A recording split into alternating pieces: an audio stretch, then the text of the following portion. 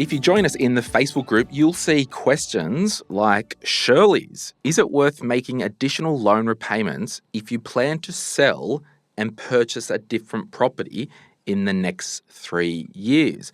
So let's just do an assumption here. We'll assume, just making numbers up here, $3,000 is Shirley's monthly mortgage for, shats and gaggles.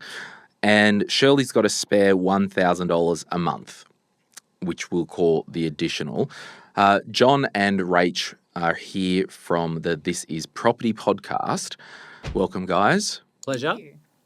What are we saying to Shirley? If we were swapping Shirley out for Glen, as in, I would say, make extra payments because then we can't go and spend the money. If Shirley's... It's forced savings to make extra payments, and when you sell the property, which she's planning to do, she's going to get that money back. So I don't think there's any real downside to it. It's in the next 3 years, so she's not putting it away to never to access for another 10 years. So I can't see an issue with it. However, it could sit in the offset account and essentially doing the same thing for her. Up to her. Like, it's a good problem to have that she's putting extra money into a home loan. Rachel? Yeah, I think I would just want to ask Shirley a few questions. And those questions might be, are you definitely going to sell that property? And what are you going to do when you sell it? What's your plan after that? I think a lot of people think they're going to do one thing and then their mind might change.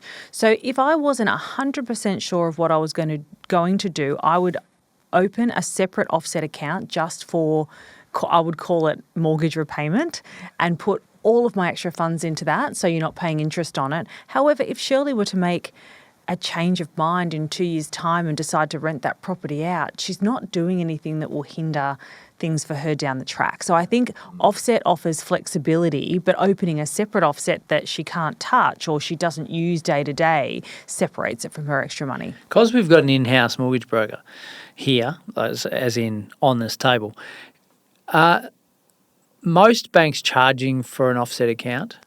Well, generally, when you get a package, and a lot of people with certain loans have a package, a lot of the banks have multiple offset accounts that you can have. And even some of the banks that were only doing singular have caught up with the rest of them and are doing multiple offset accounts. So every major bank now has multiple offset accounts. So she says that she is planning to sell. Strictly speaking, if it was a vanilla mortgage without a redraw, without an offset, and she had the extra $1,000 a month free, and she did have an emergency fund and a good cash flow system, because I think sometimes we do dig in and make assumptions.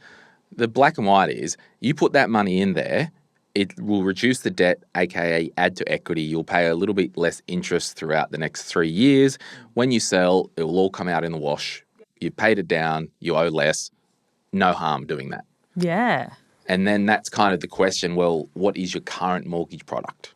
If it could be a redraw, and if someone did have a redraw mortgage and you wanted to change products to a mortgage with an offset, not that I don't think you would, but that's the whole credit application, is it? And sometimes it's just a change of product. It doesn't need to be a whole credit thing to change. Yeah, just okay. If it's... You might need to do it to change, but sometimes you can just add an offset. But it would be only... But you can't add an offset to a redraw mortgage, can you? Well, you can. So you can have... There can be a mortgage with a redraw that also has offset. So if I look at my mortgage right now, I have two things, redraw and I have multiple offsets. The money that I want to pay additional on my home loan, I put into redraw. Yeah. I never use redraw. I never take it out. But any money that I have saved for other things that aren't for my mortgage, I put in offset. Yeah. Oh, actually, my mortgage is it will say I'm in advance payment. That would be that's basically redraw. Yeah. And some people, I've got clients... Because you can only redraw the extra that you've put in. That's right. There's some clients that I encourage to turn off redraw.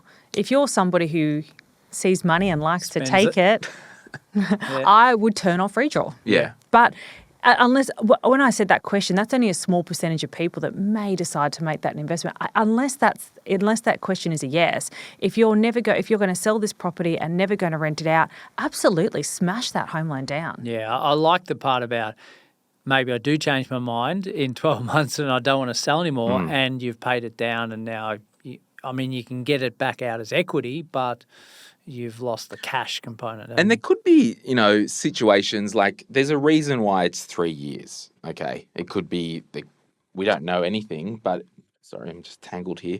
It could be kids or going to finish primary school when moving. It could be I'm going to finish this project at work or some training, or in 3 years this is happening.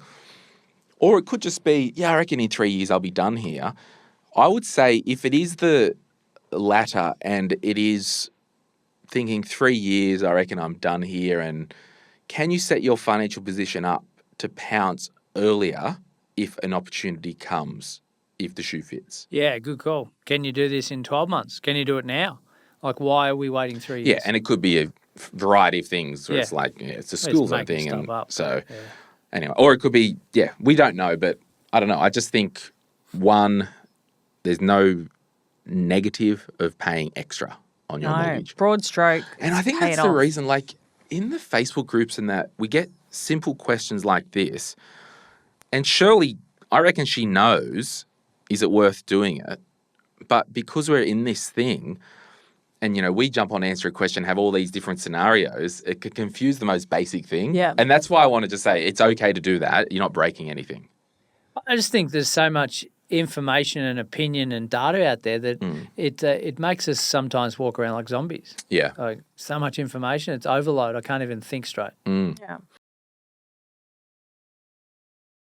Hey, it's Glenn here. Thank you so much for watching today's video. You made it to the end. Can I ask a favor? Can you hit that like button and maybe hit subscribe if you want to get notified when we release further videos just like this one, whether you watch the Money, Money, Money podcast or Retire Right. And remember, if you want to learn more about investing, I've got an investing book, The Quick Start Guide to Investing, and there's a link in the description to get your hands on a copy. Thank you so much. Bye.